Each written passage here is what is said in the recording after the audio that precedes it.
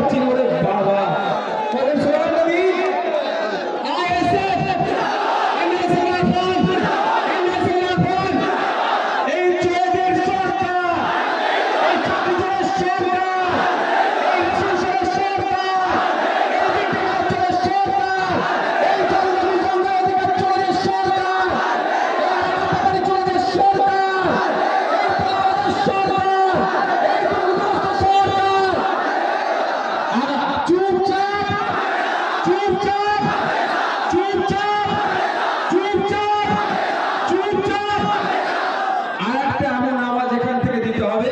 কালীঘাটে যেন আওয়াজটা পৌঁছে যায় যে আগামী 4 তারিখে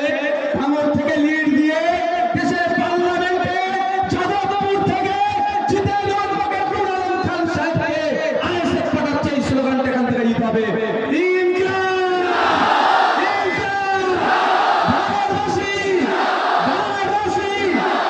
সকলে ভালো আমি বলতে চাই যারা বসে আছি আমরা নেতা নই, নেতা বানানো বুথে যারা